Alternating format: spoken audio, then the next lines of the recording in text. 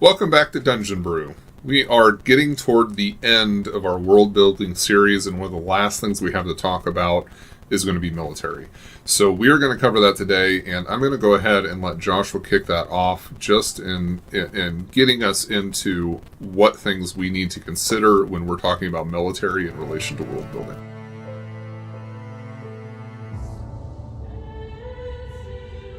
Are you looking for a new grim, dark steampunk setting to introduce to your players? Well, Dungeon Brew has created a campaign setting manual called Thegum, and it is now available for your support on BackerKit. It has new rules for magic disruption in regions. There are rules to create your own corrupted gods to introduce to your players. There are new rules for mechanics in regards to the firearms for the new steampunk weapons that are being introduced, and there is new magic, new species, new subclasses, new factions, and so much more that's being included in this manual. You can go download a PDF sample on the BackerKit and see what all we have put into it, but right now we need your dice at our table, so head on over. We'll see you there. Yeah, absolutely. Military is really something I think that you and I both think about when it comes to the end of our world building, because it's an accumulation of so many of the other elements that we've already spoken about up to this point. Everything impacts how your military is going to be built for your specific world or for your specific culture that you're placing it into. And to be honest, I don't know that I always fully delve into this and build it as well as it can be, because it's not always important to the campaign that I'm creating for my world. Right. But I've definitely played in games, especially games of yours, John, where you really kind of get the fine details of military put out, and they're very enjoyable for a player to dive into this if you do it right. So with I like to think so. It's a lot of fun. But with that being said, I think just looking at how the different elements can impact this is probably the best way to start. Right. And I know one of the first things we talked about was geography in our discussion back and forth about how we build our worlds. And I think that geography has a huge piece to play in the military that you create. Now, we've talked about Greece a little bit, where, they're on the waters and they have their ships that are going about, and their military in some ways was built around that too. Right. I mean, there's the hoplites and the shield and spear and that type of thing, but they also had warfare and military that was built on ships, if I'm remembering correctly. Right, they primarily used triremes during that period, so they would but that was still like basically we're using spears and shields. But they would take their ship and ram it into an enemy ship, and then clamber the people who were on the trireme onto the enemy ship and try and kill them. So they try to disable the ship at the same time that they were basically engaging in a kind of like melee combat, basically aboard ships. Yeah, absolutely. And it may not be that you're building your world on a place that's going to be on water. Maybe it's flat land, so you're using more things like long-range weaponry, like longbows. Maybe it's going to be up in the mountains, so you're using things like ballistas that you're firing down on people that are trying to get up the mountains, or catapults, or some other type of artillery in order to keep them back. But the military that you build for your specific culture is probably going to be reflective of the land that you're living in and what type of weapons are created, what type of ingenuity is put together in order for you to defend that particular civilization. Yeah, and I think for Greece in particular, I think they were fond of slings. I recall, especially in the Iliad, that the idea of the bow was considered to be an effeminate weapon. The spear and shield was like the masculine way of doing battle or doing battle. So you did have those ranged things, but most of the time I think that they were using like slings, and they would fight from the walls. They might have bows and arrows and that type of thing, but again, that was more of a defensive thing for the wall than anything else. It's just interesting because it's a cultural thing, right? So when you're talking about how you want your military to appear, especially as you're doing the world building, as you're considering your campaign, as you're considering your players going through, and we've talked about this a bunch, small details make the world feel more real. And if you can kind of identify the things in a specific culture that allow you to establish the feel of the world or the feel of the region that your players are going through, it does a lot in terms of moving your campaign in the direction of, man, this feels like a different region than the region we just traveled through, because they're all spears and shield and that type of stuff, and you got your character running through that's got got a bow and arrow and it's a guy, and they're like, oh, why do you have that? Because that seems like such a silly thing for a man to handle. That's not a man's weapon. And, that kind of thing just kind of affects the way that the characters see the world. And it helps to reinforce the sense that different cultures have different beliefs when it comes to honorable combat. As you're talking about that, I'm just thinking about how interesting it would be to have a campaign that starts in an area of the world where everyone uses spears and shields, and then they travel so far and there's swords for like the first time. And these individuals use swords, and the other area of the world doesn't even know what a sword is or how to create one because they don't have the resources or the knowledge in order to craft that type of weapon because it's not known to them, and how much different that would feel for the players going through. That'd be really kind of fascinating. I think that there's some of that in history, so in Greece, they used swords, but they used short swords. They didn't really use anything larger than that. They didn't have the technology for it. And I could be completely wrong on this, but from recollection, I'm fairly certain if you get into the Scandinavian countries, they had better iron. The iron that they had was more pure, it had more carbon in it. They were able to build larger swords. And so then you have things like, you have a Greek or a Roman soldier, if you're going a little bit further ahead in history, that has this dinky little 18 to 24 inch sword. And you go up north and they've got these massive claymores that are usually 35 to 40 inches, like fully almost twice, if not more than twice the size of those swords. And like, wow, that thing is huge. And it makes it feel like a completely different thing in terms of battle. It's intimidating because you've got this, which they're...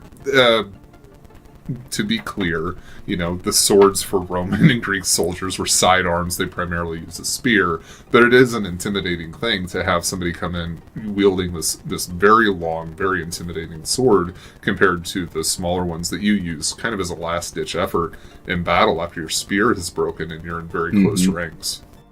Yeah, that's a great point. I know we're kind of diving into warfare here and weaponry more than maybe military, but I think that this all ties in together a little bit, and it's really important to think about when you're building things up.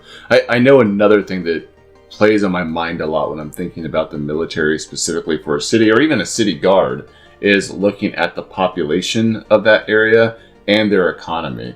Because in early militaries, it wasn't necessary that it was not necessarily, there's the word I'm looking for, that you had people that were completely devout just to being in a military or being part of a guard. Sometimes they had other tasks. They were farmers.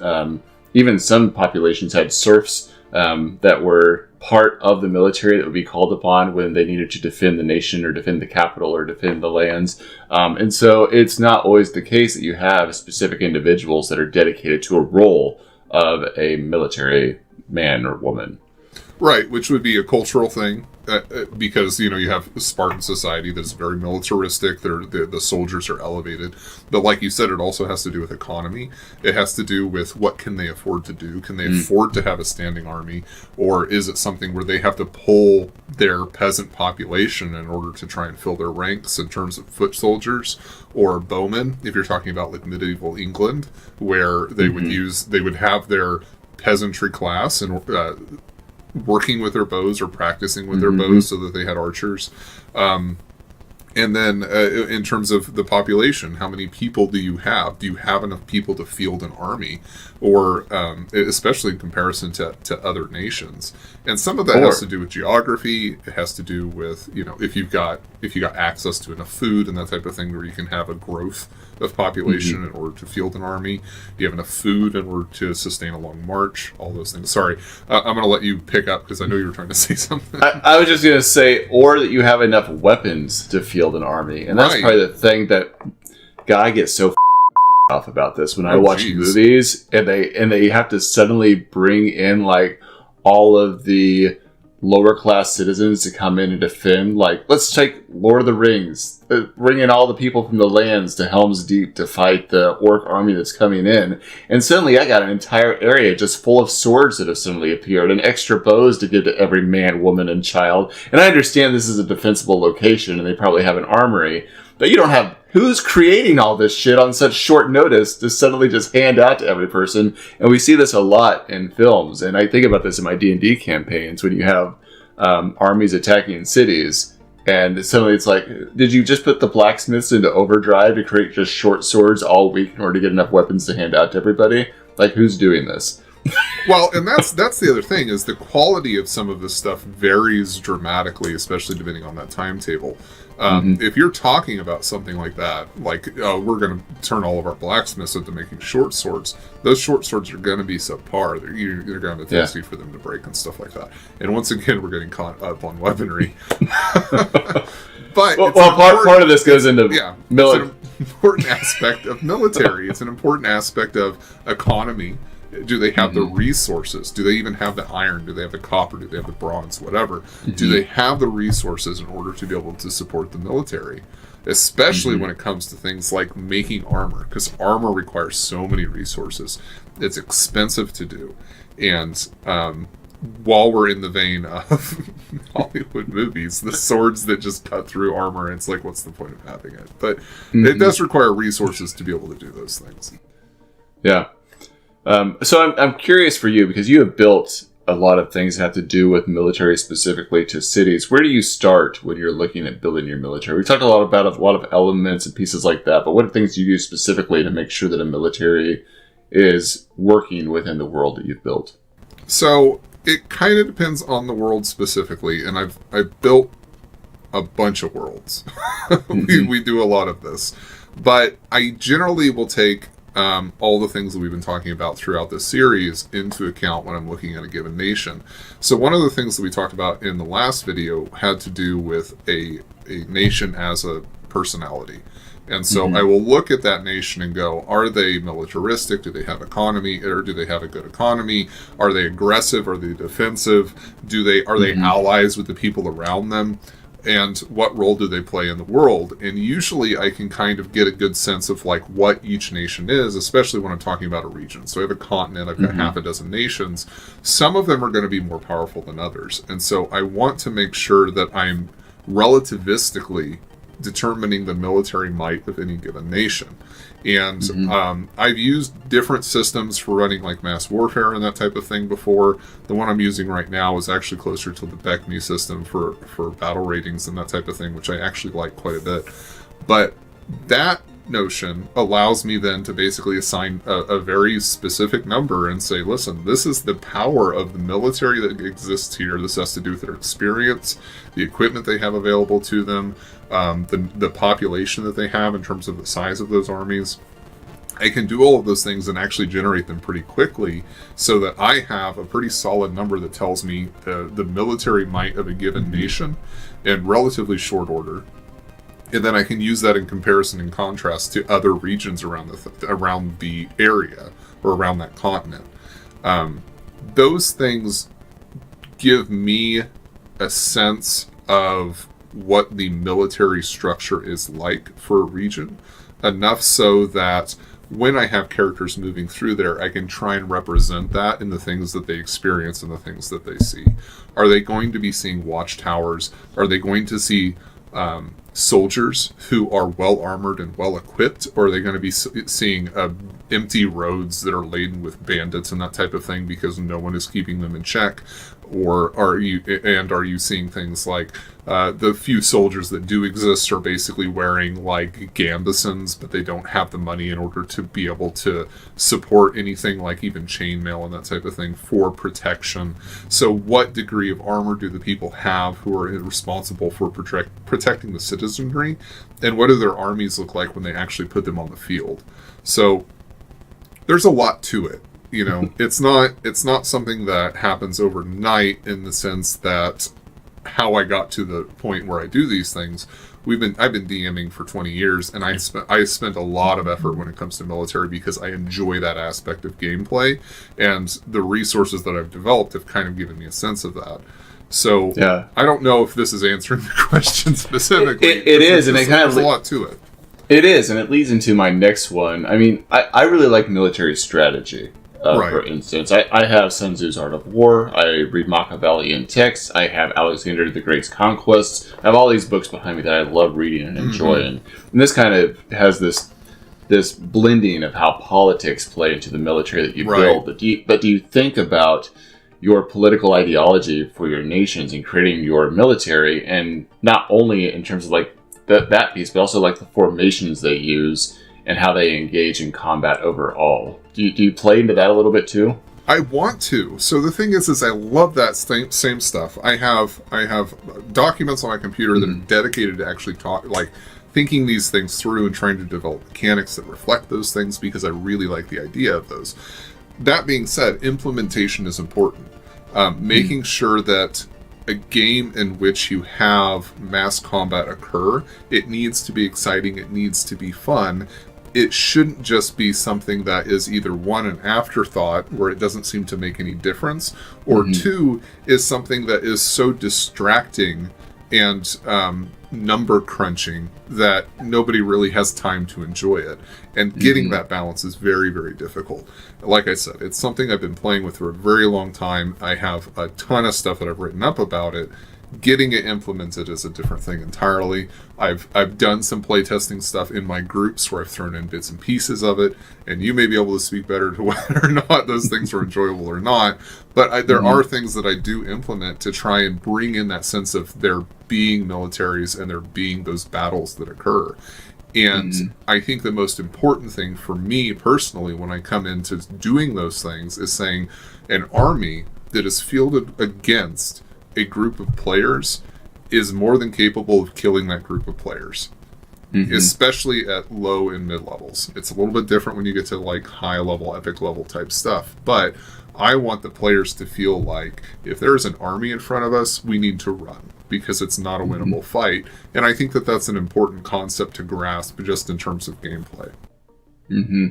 Well, and on the same note, there's probably players that like the idea of them facing off an entire army or an entire battle and being successful in that. But I know that the grim, dark type of gameplay that you generally drift to brings that realism about that says, that's a nice fantasy, but that's more of a fantasy than I'm allowing in this particular game. Right, which does bring us back to what kind of world are you creating? Are you creating a high magic, high fantasy game in which it is intended that the players are the match for an army? Or are you playing dark, grim, dark, realistic type stuff where it is, you have 20 soldiers fielded against you, there's a good chance you're going to die. Because 20 to 5 is not good odds. It doesn't matter how powerful you are.